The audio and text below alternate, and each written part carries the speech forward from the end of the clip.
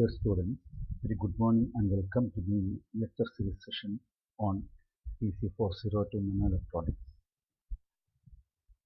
In the last class, we have discussed about the ion implantation method and the ion implantation equipment, and the parts of this ion implantation equipment also were delved on that particular day. So today, we are going to discuss about the formation of silicon oxide. As you know, silicon oxide is an important material in electronic devices manufacture. The thin oxide layers are contained in almost all electronic devices. This oxide layers finds application in wide range of electronic devices. They appear as a gate oxide in most transistors, field oxide for isolation purposes, anti-reflection layers in solar cells, or as a passivation layers for long-term protection. And essentially, the silicon oxide is a dielectric material. It's a highly resistive material. So the formation of silicon oxide is an important process through which we have to produce devices. So that is why we should know what are the important methods by which we can manufacture or we can form silicon oxide materials. So what are the different processes by which this SiO2 can be produced? The different methods are the thermal oxidation, the chemical vapor deposition methods, that is CVD, and in which there are methods like PEOS CVD and TEOS. We will discuss about this one in detail. Then anodic oxidation is another method. Then silicon on oxide or SOI method. So these are all the broad classification of broad methods by which, or these are all the important methods by which we can produce SiO2. Now, what is thermal oxidation and what are the important procedures in that particular method? Thermal oxidation can be of two types. What are those two types? One is the dry oxidation method and other is the wet oxidation method. So what is meant by dry oxidation? In dry oxidation, pure oxygen gas is passed over the wafer in a heated environment for silicon oxide formation, right? So in dry oxidation, pure oxygen gas is passed over the wafer, which is heated in a heated environment, and for that, and in which this silicon dioxide is formed. So silicon will be combining with the oxygen gas in a heated environment will produce silicon dioxide, and that is what is called the dry oxidation process. In dry oxidation, that is the process. In wet oxidation process, what is the process?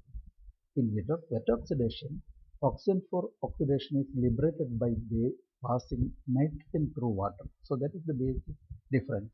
In wet oxidation process, oxygen for oxidation is actually liberated by passing the nitrogen gas through water. So that particular two oxidation method and chemical reactions are shown here. Silicon, that is S, that is a material, and O2 is a gas, and then silicon O2 in a heated environment will produce SiO2, that is dry oxidation process. Or we can have wet oxidation process like silicon and 2H2O, that is 2H2O, then which produces SiO2, that is silicon dioxide, then 2H2, that is gas. That is in wet oxidation method. Actually, in this method, the nitrogen gas is passing through water in order to liberate it to produce silicon oxide.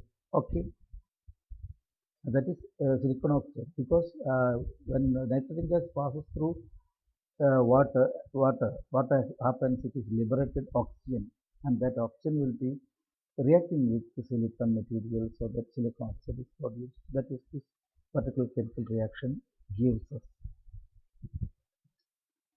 Then wet oxidation or steam oxidation. Sometimes this wet oxidation is called a steam oxidation, and that is faster process since OH hydroxyl ion diffuses faster in oxide layer than dry oxide.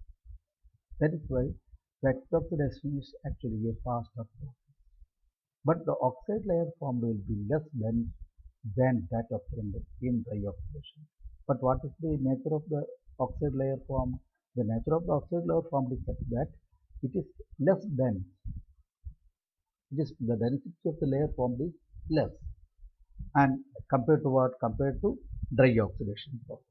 A steam ambient is preferred for the growth of thick oxides because H2O molecules are smaller than O2 and hence can easily diffuse through SiO2, which results in high oxidation rates. So in steam oxidation, that is steam ambient is preferred for the growth of thick oxides. In wet oxidation method, actually what happens, the H2 molecules are smaller than O2, isn't it? The H2 molecules are smaller than O2 and hence they can easily diffuse through SiO2, and which results actually what? Which results a high oxidation rate. That is, rate of oxidation formed or rate of oxide, silicon oxide formed is high in the case of wet oxidation method. And a silicon wafer is first cleaned so that any organic or heavy metal impurity on the surface is removed and the natural oxide is dissolved. That is the thermal oxidation process. In thermal oxidation process, this is the actual process which is taking place. Actually, the silicon wafer is first cleaned for surface so that any organic or any heavy impurity, metal impurity will be available on surface will be getting removed first. Actually, the impurity on the surface of the silicon wafer must be first removed and the natural oxide is then dissolved.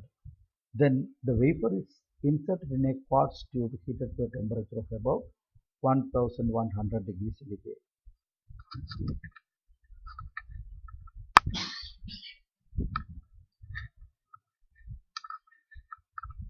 Okay, the wafer is then inserted. Once the wafer surface is cleaned, it is then inserted into in a quartz tube heated to a temperature of about 1100 degrees centigrade. Okay. A flow of an oxidizing gas, either pure oxygen, that is for dry oxidation process. In dry oxidation process, a pure oxygen gas is actually allowed to pass through it. Or for a wet oxidation method, nitrogen driven through water. Nitrogen gas is driven through water means nitrogen gas is actually driven through water and which actually makes to dissolve, which actually makes to disintegrate into H2O and oxygen. H2 or either H2 that actually we have seen here, that particular reaction we have seen, silicon 2H2O that actually causes to make silicon oxide and 2H2, that is hydrogen gas. Okay, so that is what the process is shown here in thermal oxidation process.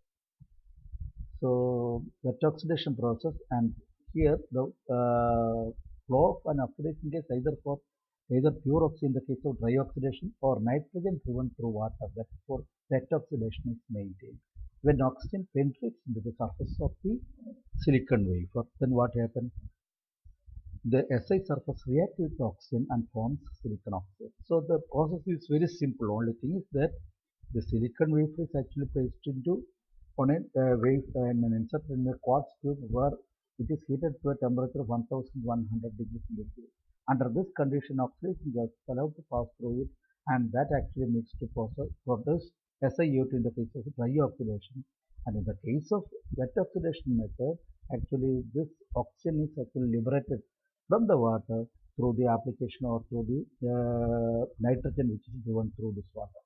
So that it reacts with that one and liberates oxygen, and that oxygen will be that will react with the surface of the silicon to produce silicon oxide.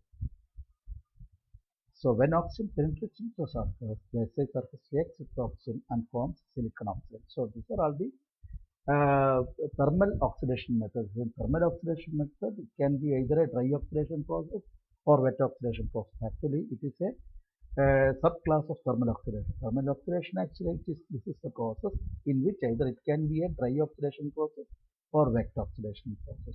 Hope you understood this one very clearly. The main important points only I have given here, so that you have to learn. The note I have given a detailed aspects of all these things, and you can just go through the note that is available on Moodle. Okay. Then these are all the reactions. This reaction, chemical reactions, you have to write down very clearly and by heart. So here this chemical reaction is simple reaction. The chemical reaction occurring at the silicon surface during dry oxidation. That is Si plus O2 gives SiO2 on dry oxidation process under heated temperature, but at a heated environment, that is at a very high temperature of the order of 1100 degree centigrade. And for wet oxidation, this is the reaction for Si plus 2H2, which gives SiO2 plus 2H2 on wet oxidation process. That is the same thing we have already seen. So dry oxidation has, these are all the two important aspects you have to know. In dry oxidation has a lower growth rate than the wet oxidation. Dry oxidation, the growth rate of the oxide formed is less compared to wet oxidation. Okay, but what is the importance of dry oxidation?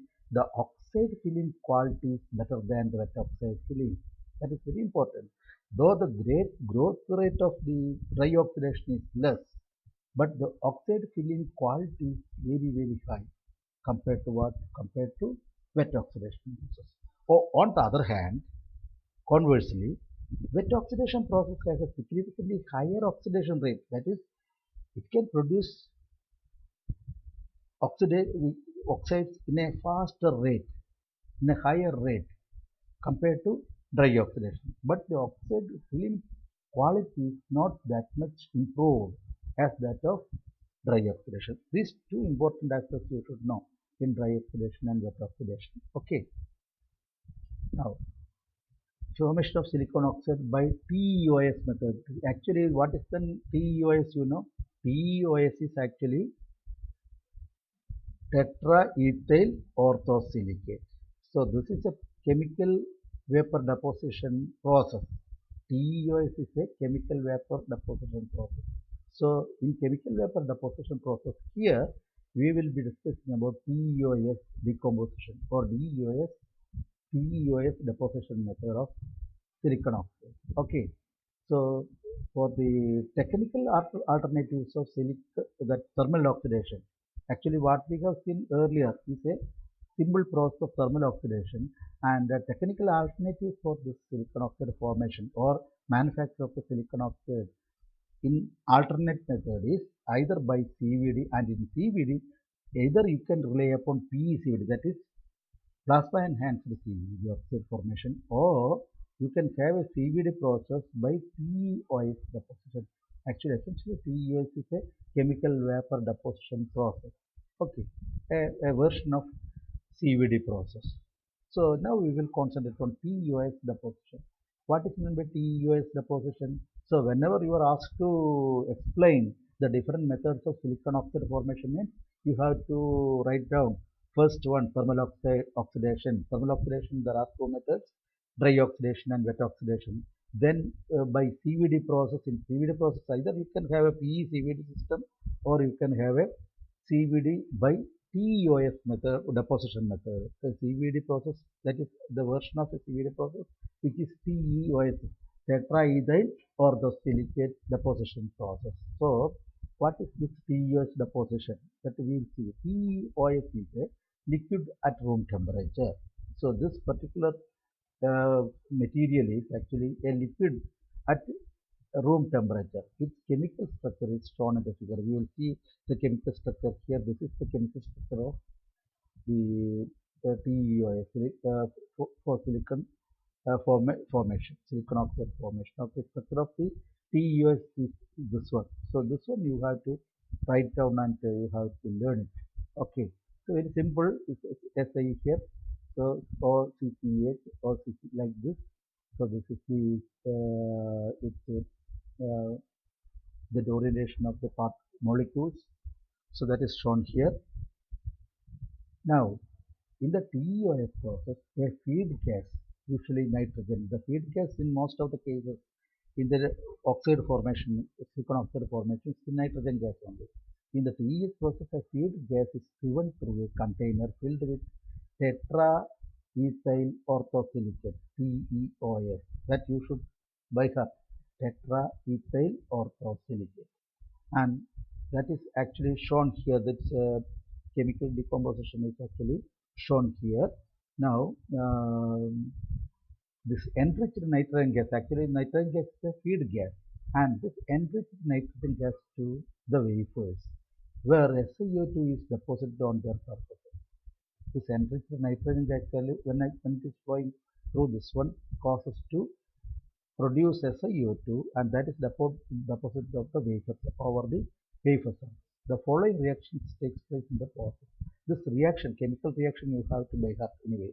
Okay, silicon Si C2H5O4, that is actually the tetraethyl orthosilicate chemical form, and that at a 720 degrees centigrade in a heated environment with a nitrogen gas feed gas applied. So will disassociate this particular material into SiO2, that is silicon oxide, and 2H2O plus C2H4. So this will be converted into this one. So this chemical reaction actually causes to produce SiO2. Our concern is to produce SiO2, that is produced, and that is actually deposited over what? Deposited over the wafer. Okay, and this reaction is actually taking place at a temperature of 720 degrees centigrade.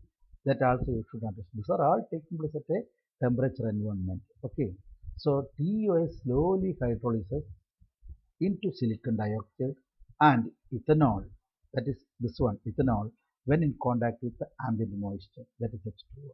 So these are all the three constituent parts which actually is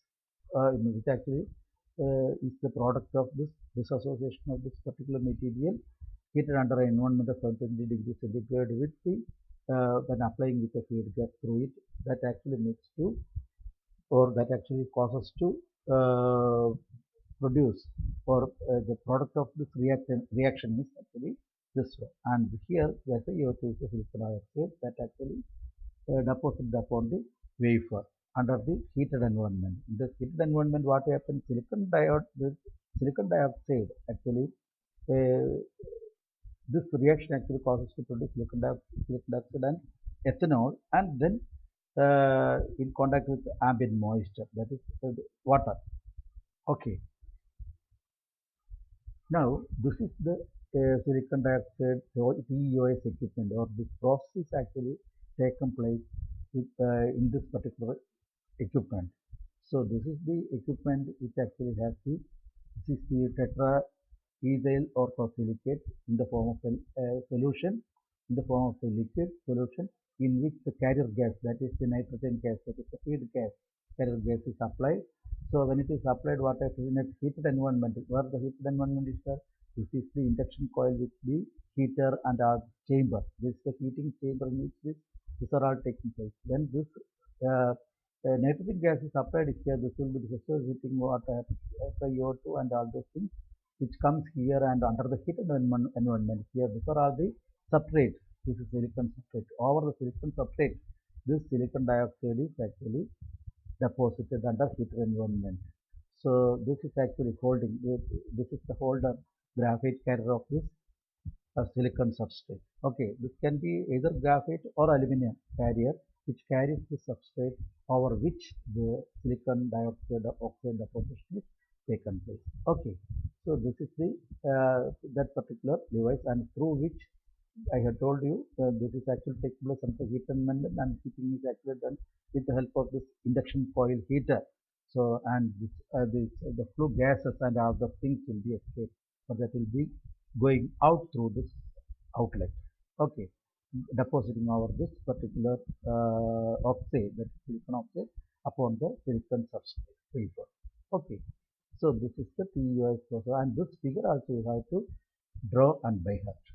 Okay, now the formation of silicon oxide, again the deposition is maintained at a temperature of 650 to 850. I told you that actually this particular phenomenon is taking place here at a temperature of 720 degrees centigrade. That temperature variation can be from 650 to 850 degrees by means of external induction coil also, that I have told you.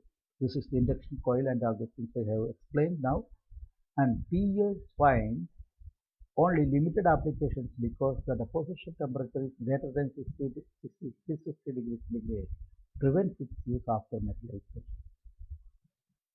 So this TEOS has some limited application, because if the temperature is, the reaction takes place above 650 degrees centigrade, which prevents its use after metallization. So this actually the silicon metal that's at a particular above a certain the temperature actually makes it to cause. So metallization takes place. Metallization actually is a limitation for applying this TEOS process for the production of silicon dioxide over the silicon wafer. So in order to obtain a lower temperature under which this reaction takes place, so to take place this reaction below 650 degrees centigrade or say some 400 degrees centigrade or so. Usually what we do in order to obtain lower deposition temperature, few molar percent of ozone is added. Few molar percent. So the molar percent of ozone. Ozone is actually a gas. Ozone is actually a gas under which this reaction is taking place. So that is what is shown here in this particular chamber. Of course, ozone is also applied, and that ozone actually causes to make the reaction more immediately without having much high temperature like more than 650 or so. So instead, it will be that particular wafer that silicon deposition over the silicon dioxide deposition over the wafer will take place at a lower temperature, say a 400 degree centigrade or so. That is possible if we use a ozone gas or ozone gas of few molar percent added with this one, which reduces the optimum deposition temperature to 400 centigrade. So the limitation for using PEOS at higher temperature is that which prevents its use in after metallization. That once the metallization is taking place, that actually causes to make this process not possible. That is to make the deposition of silicon oxide possible over the silicon layer. So then how can we use TEOS effectively? TEOS method can be used at a temperature at say some 400 degrees centigrade or so, that is less than the 650 degrees centigrade. That is possible by using lower deposit temperature can be a or the reaction can be taken place at a lower temperature if we use a few molar percentage of ozone which is added with this particular process, so that this molar or a few percent of molar actually causes to make the reaction temperature, that is makes the reaction temperature, that is deposition, the temperature for depositing this oxide over the silicon layer at a temperature of 400 degrees centigrade. So actually this reaction takes place between 650 to 850 degrees centigrade, but at that particular temperature actually metallization takes place. That metallization takes place so that silicon oxide formation over the silicon surface is not that possible effectively. So that is why to make this reaction at a lower temperature, say some 400 degrees centigrade, in such cases this metallization will not happen. So why? Because if we add some molar percent of ozone also during the reaction through the inlet valve, so or so in that particular chamber we have seen this particular chamber through which the ozone gas can be entered here at some 2 molar percentage of ozone that is added with this one, so that the reaction takes place in the presence of ozone gas. That actually makes to reduce the reaction temperature less, so that reaction temperature can be minimized or reduced to a level of some 400 degrees centigrade or so, so that the silicon oxide deposition is taking place at a lower temperature. Okay. Now, another method is the anodic oxidation. So we have seen the TEOS method, that is coming under CVD. Then thermal oxidation process we have seen. Next method is the anodic oxidation. What is the anodic oxidation? In anodic oxidation, the wafer is immersed into a 0.04 molar solution of KNO3. What is meant by KNO3? That is KNO3 is actually potassium permanganate solution, isn't it? KNO3 in ethylene glycol. Actually, KNO3 with ethylene glycol with a small addition of water. Okay, so this chemical compositions you should understand very clearly. In anodic oxidation, wafer is actually immersed into a molar solution of KNO3 in ethynyl glycol with a small addition of water added to it. So some addition of water is there with the solution. Okay, in which this particular wafer is immersed. The wafer is mounted on a holder with a vacuum and serves as a positive electrode. So while platinum disc acts as a backplate electrode as shown in the figure. this is the arrangement. So this is the platinum cathode and this is the electrode.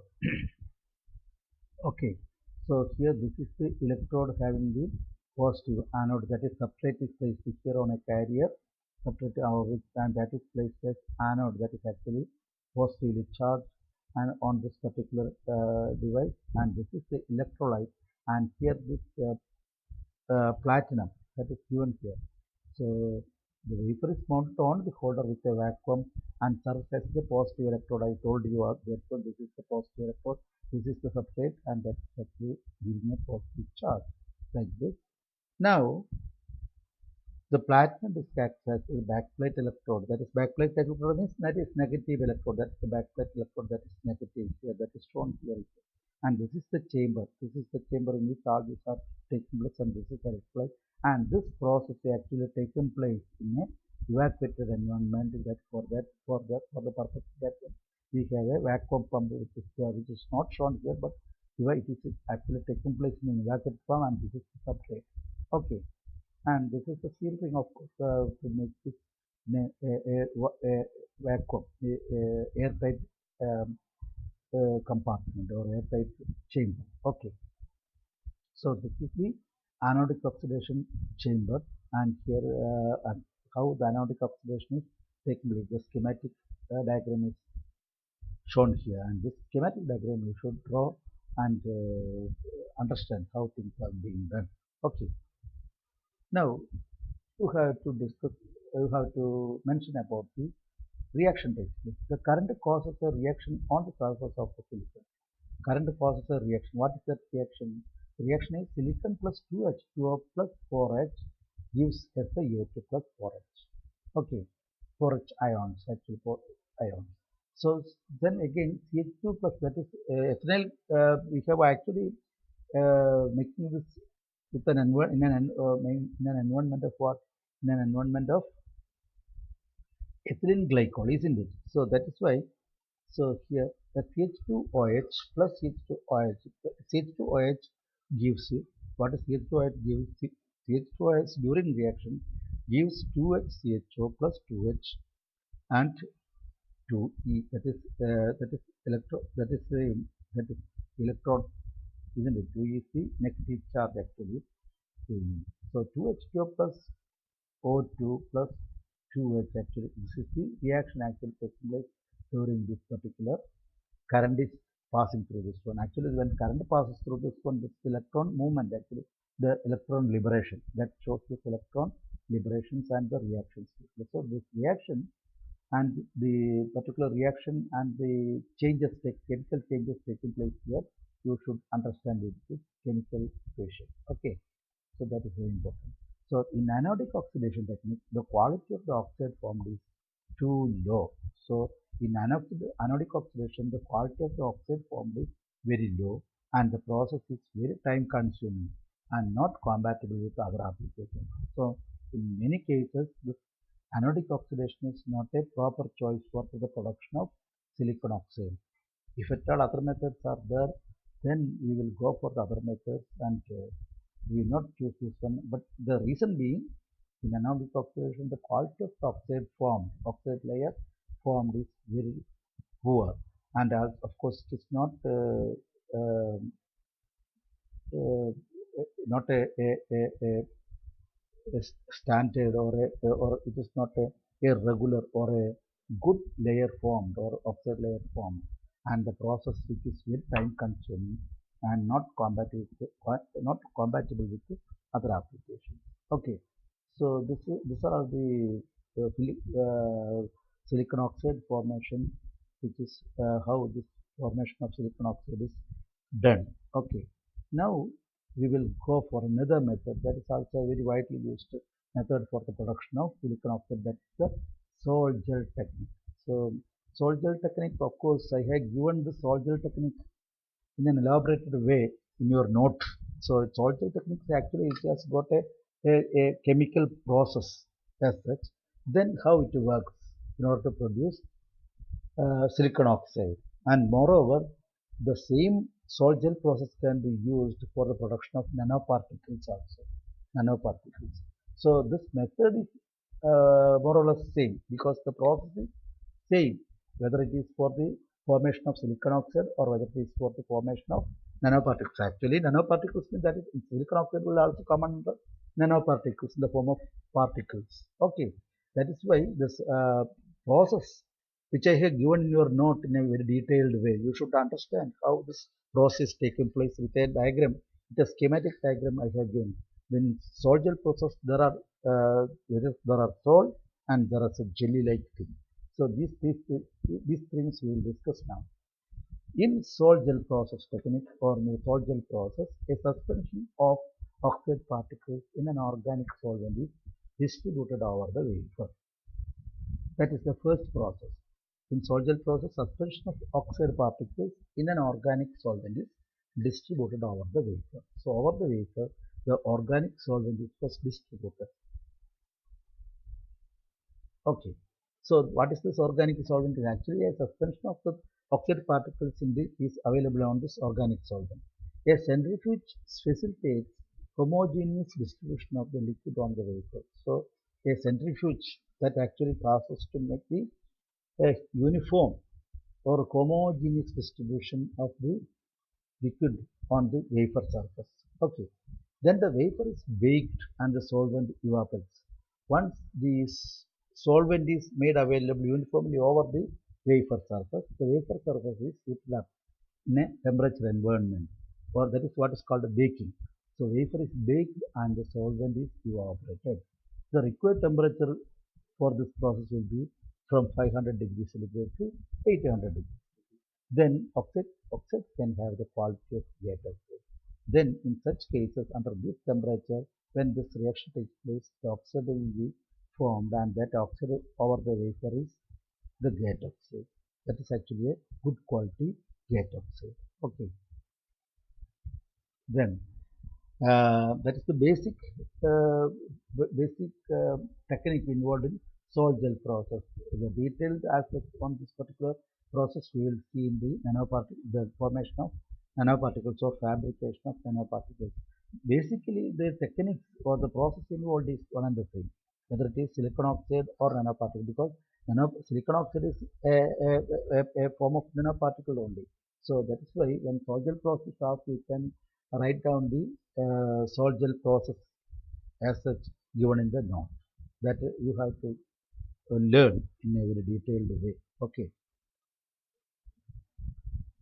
Then another method of formation of silicon oxide is SOI, silicon on oxide, and the method is implantation of oxygen up to the stoichiometric dose is applied and its reaction with silicon causes to form SiO2 on the wafer surface. This is an ion implantation method. SOI, that is silicon on oxide, is an ion implantation method. Ion implantation method in which what happens? Implantation of oxygen up to the stoichiometric dose, where in implantation method we have already seen dose, isn't it? That there are each substance sample is actually having a dose, stoichiometric dose, and actually here the implantation of oxygen up to stoichiometric dose is applied, and its reaction with silicon causes to form SiO2 on the wafer surface. And the reaction which takes place in the ion implantation chamber in a temperature environment causes to form what? Causes to form the SiO2 on the wafer surface. That is the SOI method. Okay. And SOI has gained importance because it provides better radiation resistance and heat distribution to the SiO2 layer compared to the conventional technology. And actually, the silicon oxide formed due to the implantation of oxygen. That implantation method of this one actually causes to make, or that actually causes to produce a good quality or better quality oxide formation upon the wafer, and this oxide formation has got a very good radiation resistance and also very uniformly distributed SiO2 layer upon the wafer, and uniform layer is formed, and that is far superior than the oxide formed from the conventional level conventional technologies ഉപയോഗിച്ചുണ്ടാക്കുന്ന oxide ഫോർമേഷനേക്കാൾ മികച്ചതായിട്ടുള്ള ഫോർമേഷനാണ് silicon oxide ഫോർമേഷനാണ് ഈ method ion implantation method കൊണ്ട് ഉണ്ടാകുന്നത്. And this method is called SOI, silicon on oxide, and it is essentially ion implantation method. Okay, so these are all some of the methods by which the silicon oxide can be formed, and with this we complete the session of silicon oxide formation here. Actually, this silicon sometimes the question may be uh, uh, may be asked in the examination. Of course, what are the important methods of production of silicon oxide? So in that case, you can discuss about all these processes. If it is a 10-mark question, you can just briefly explain all these processes right from thermal oxidation to ion implantation method by which this silicon oxide can be formed, SOI method. Right? Because and the chemical reactions also you should write down and make it by heart. Okay. So with this I conclude the session here. So in the next class we will discuss about the uh, fabrication of nanoparticles. How nanoparticles can be fabricated. There are certain methods by which we can fabricate nanoparticles. So thank you for sharing my lecture.